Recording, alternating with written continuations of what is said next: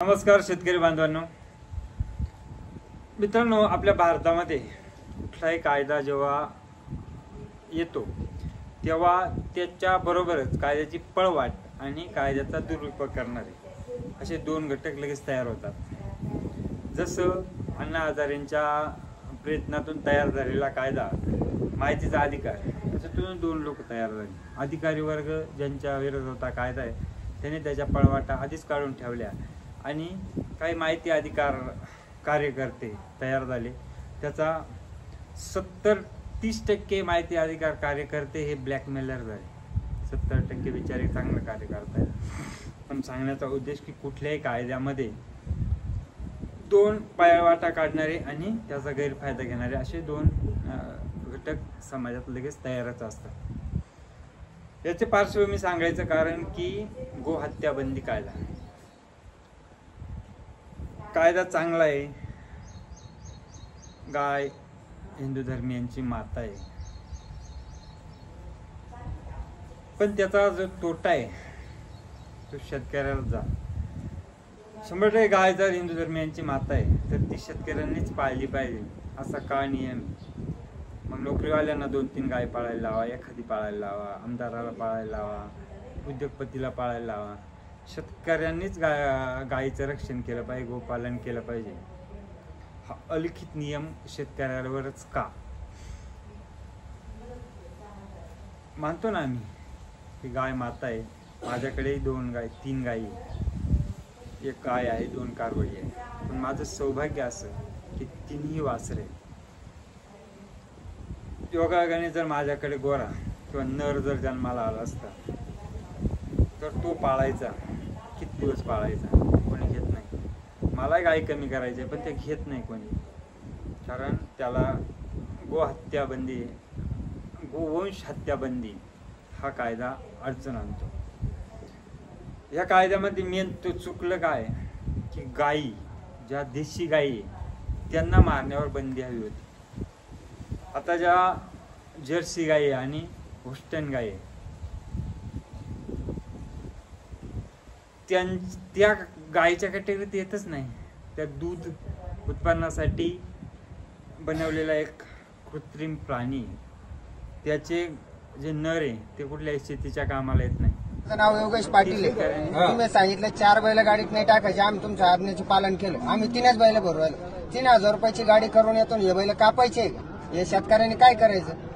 तुम्ही मरेल बैल असेल, डंगर बैल असेल, याला तुम्ही धरू शकता, गाईला धरू शकता।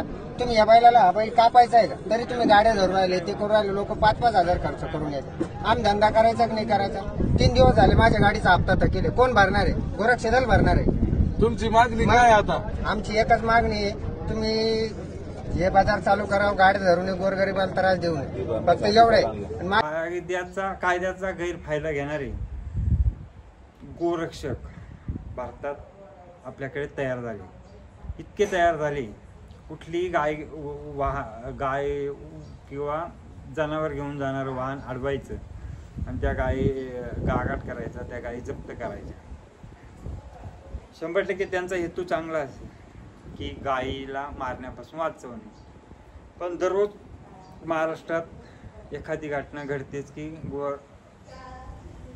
रक्षकांनी एखाद्या गाडीत जात असलेले जनावर वाचवले, मान्य आहे आपल्याला। पण मग त्यांनी काय केले ते जनावर याचाही विचार केला पाहिजे।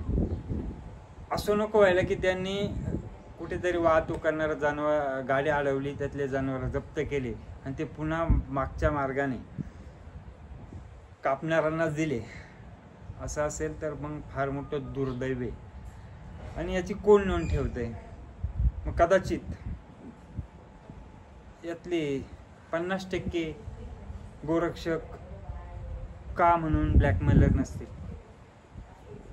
किंवा ते कसायालाच का विकत नसतील?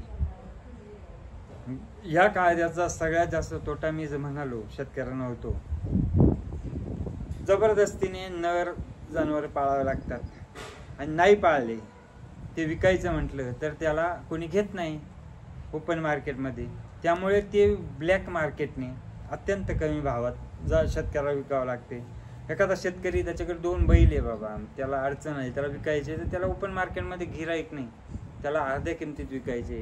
कारवडी आहे, त्या अर्ध्या किमतीत विकायचे. म्हणजे ह्या कायद्याचा 100% दुरुपयोगच होतोय.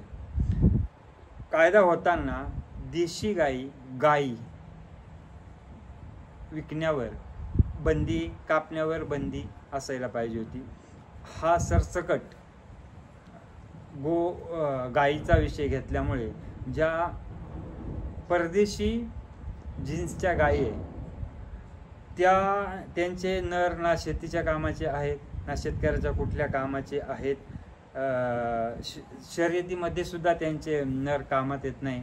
आणि ज्या गायी आहेत त्या एक्स्ट्रा झालेल्या गायी सुद्धा शेतकऱ्यांच्या विकल्या जात नाही. किंवा जो व्यापारी आहे, जो इकडनं घेतो तिकडे विकतो, त्यालाही भयंकर त्रास असल्यामुळे त्या शेतकऱ्यांची फार मोठी अडचण होऊन बसली आहे. ह्या जनावरांचं करायचं काय? जे बिचारे ज्यांच्याकडे शेती कमी आहे ते व्यापार करत होते, इकडनं गाई तिकडे, तिकडनं गाई इकडे विकत होते, त्यांनाही त्रास झालेला आहे.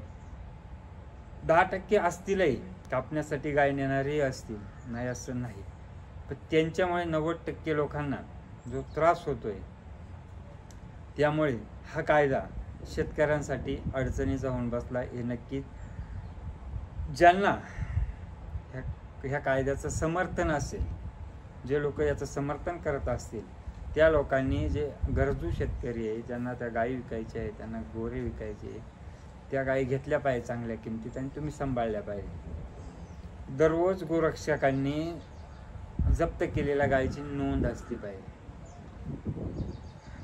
कारण तुम्ही जप्त केलेल्या गायी तुम्ही कसायाला विकत नाही, याची शाश्वती काय?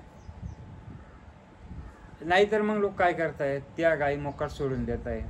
मागे कळवणमध्ये, बाकीच्या बऱ्याच शहरामध्ये त्याच्या घटना घडतात, पण कळवणमध्ये आणि 2 घटना घडल्या, ज्याचा मी व्हिडिओही टाकला होता इंस्टाग्रामवर, की त्या गायी गल्ल्यांमध्ये सर्रास फिरतात आणि वृद्ध व्यक्ती, लहान मुले यांच्यावर हल्ला करतात. यामध्ये 2 मृत्यूही झाले कळवणमध्ये. तर ह्या गोष्टीचा संदर्भ जर घेतला तर सामान्य नागरिकांनाही ह्या कायद्याचा नेमकीच फटका बसलाय. म्हणून ह्या कायद्यामध्ये सुधारणा झाली पाहिजे. फक्त देशी गायीसाठीच या विषयावर बंदी आणली पाहिजे. इतर ज्या होस्टन, जर्सी, इतर गायी आहेत त्या गायींना यामधून वगळले पाहिजे. जसं म्हशीला आपण म्हैस आणि इतर ज्या परदेशी जीन्सच्या गाय यात काही फरक नाही आहे. ते फक्त दुधाला पाण्याला कलर देऊन दूध बनवण्याचे कृत्रिम तयार केलेले प्राणी आहेत. आणि ह्या कायद्यात बदल करून सरकारने शेतकऱ्यांना योग्य तो न्याय दिला पाहिजे. आणि तयार झालेले तथाकथित गोरक्षक हे जे पोळी भाजून घेण्याचं काम करतायत, त्यांच्यावरही एक प्रकारे आळा घालण्याचं काम सरकारनं केलं पाहिजे, अशी माझी सर्व शेतकऱ्यांच्या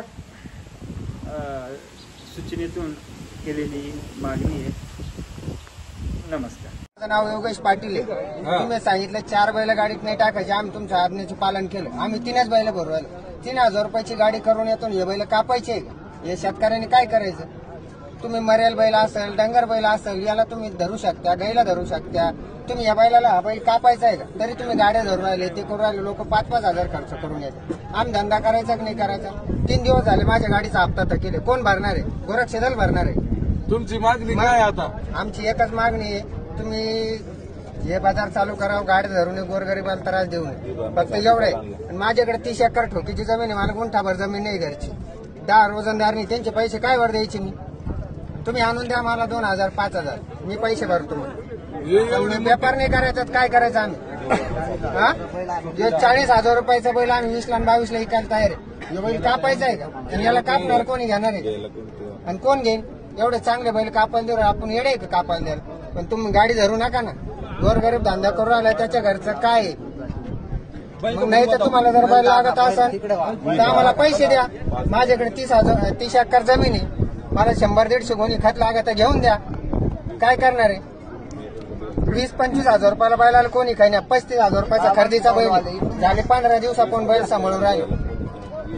नाही तर चला माझ्या वावरात आता पाहायला मला 40,000 रुपये रोजंदारी द्यायची. घ्या म्हणा या बैलाला कोणी जेवढं राहिले 18ला बैल हे घ्या. बघा, ही शेतकरी वर्गाची नाही का इतकी दुर्दशा ह्या गोरक्षकवाल्यांनी केलेली आहे आणि ह्या सरकारनं याच्यावर तात्काळ अंमलबजावणी करून गोरगरीब शेतकरी व्यापारी वर्गाच्या मागण्या पूर्ण मंजूर करावा अशी शेतकऱ्याला मी माझ्या अँटी करप्शन कमिटीतर्फे विनंती करतो.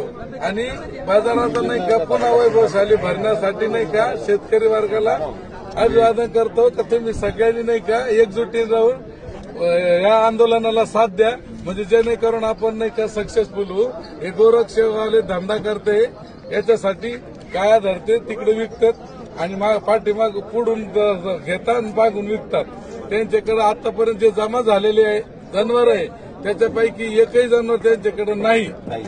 कारण ज्या वेळेस शेतकरी वर्गाचे व्यापारी वर्गाचे त्यांनी आतापर्यंत पावत्या घेतलेल्या आहे, दाखले जमा करून घेतलेले, पोलीस स्टेशनमध्ये त्यांच्यावर तक्रारी गुन्हे दाखल केलेले, तर ते जनावर जर बघायला गेलं तर आताच्या घडीला तिकडे गोशाळेत कोणत्या ठेवलेले त्यांनी दाखवून द्यावा. त्या गोशाळेमध्ये ते जनावर राहिलेले नाही, म्हणून त्या गोशाळेवाल्यावर तात्काळ कारवाई करून गोरगरीब वर्गाला नाही की न्याय मिळून बाजार चांगले दणदणीत भरून देण्यात यावा एवढीच विनंती करतो. थँक्यू. ये क्या बोले